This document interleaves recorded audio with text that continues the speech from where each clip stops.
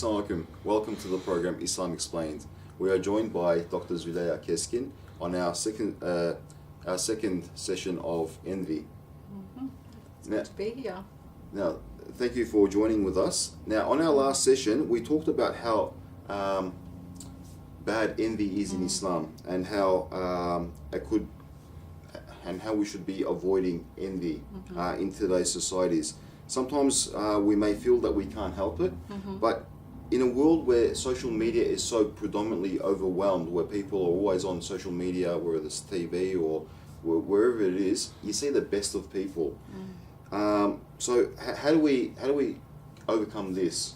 Yeah, I do think in a world where social media is so predominant, as you said, it does make it more difficult, because what you see is the best of people normally. You know, when they're having a good time, they take snippets from here, or when they're, smiling with their husband or wife, they take a snippet, whereas they may have had a few hours arguments before that. You just don't see that on social media. You only see the best.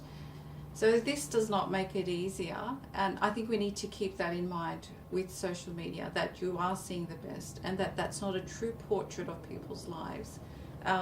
And I'll be honest, I think it can come to a point where you may need to switch off from social media if you can't really handle it. And I know a few people who have actually done that. But I think when we're talking about envy and really how we can treat it, the first thing we need to remember is we need to have knowledge about how destructive envy can be. Like we mentioned in the previous session, it can eat away your good deeds like fire eats away wood. So knowing how destructive envy can be a preventative in itself.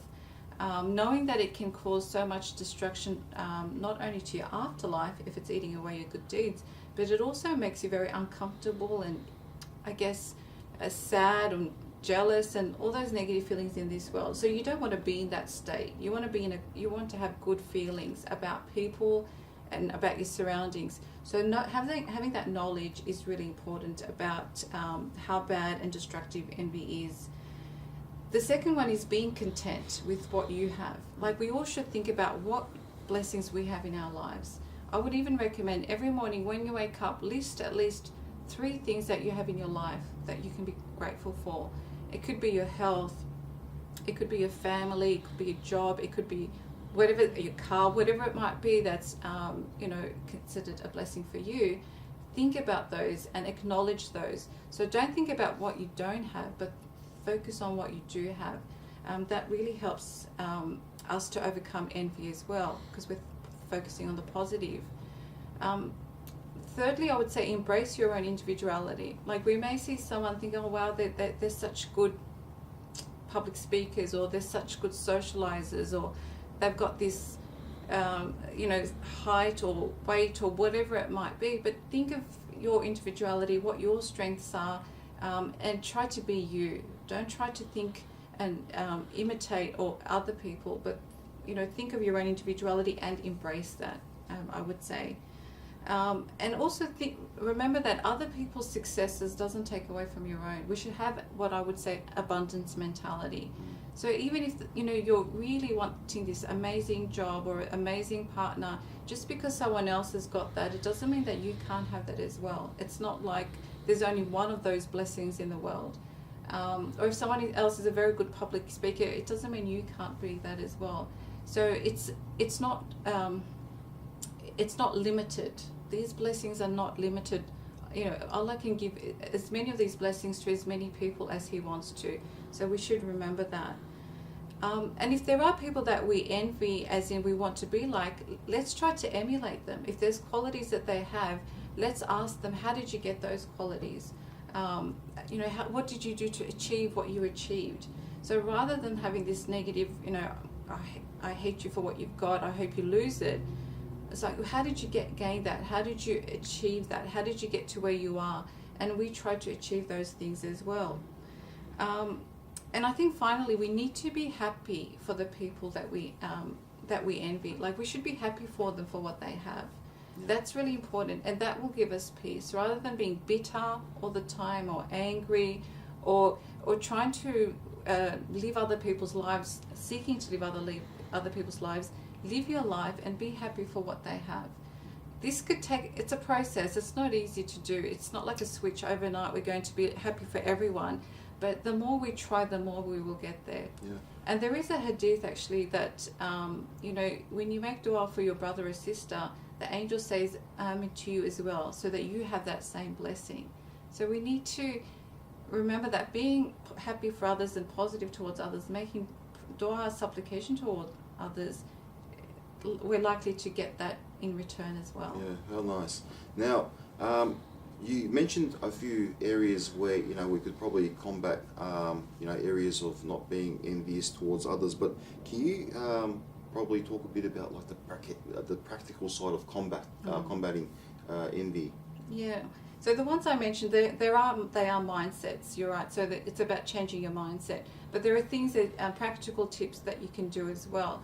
And one of them is making dua is a mindset, but it's also a practical thing. So making dua for that person. So if you hear about a person who's successfully achieved something, say, may Allah give you more success in all that you do. So saying things like that. Another thing is if someone speaks highly of that person. So say I have envy towards you, Vaisal, and someone says, oh, Vaisal is such a nice person. Now, normally if I'm envious, I would say, oh, yeah, but what about this quality he's got? You know, oh yeah, but he's, you know, he's really mean in this way. You know, a person who's envious tries to see the negative. Instead of that, you know, I should be saying, yes, you're right, Vaisal is a very generous person. Even if my heart doesn't feel it, the fact that I'm saying it is going to help for me to overcome that envy towards you. So speaking highly of that person is a very important way of overcoming envy. The other one is getting a gift. So yes, again, it may be difficult. You have envy towards this person, but the fact that I'm giving you a gift and giving it, that will warm the hearts between two people.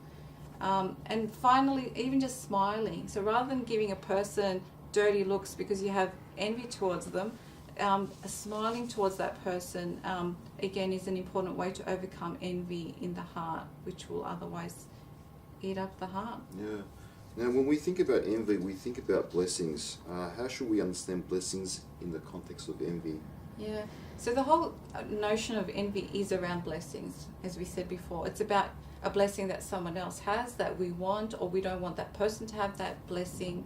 And so it is all around blessings. But what we have to remember at the end of the day is that Allah provides blessings. Allah is the giver of blessings.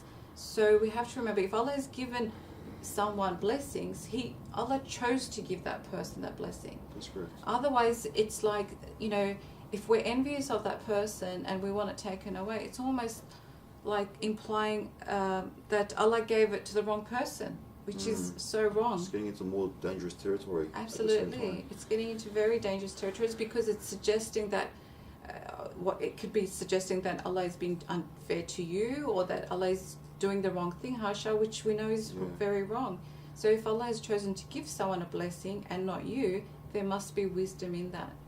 We have to accept that there is wisdom in it, and He gives blessings to whom He wills. Allah subhanahu wa ta'ala gives blessings to whom He wills. And also the idea of blessings, you know, what could be good for another may not be good for you. So we have to remember that too. So having wealth for you may be a good blessing, but for me it may take me off track. So we have to remember that as well. What's a blessing for someone else may not necessarily be a blessing That's for right. me. We don't know what could be beneficial for us and may not be beneficial for someone else, or may be beneficial for them and not for us. So we always have to make shukr, I guess, at the end of it all. So thank you again for explaining envy and the other areas of it. And I'd like to thank our audience, and we'll see you next time. Assalamu alaikum.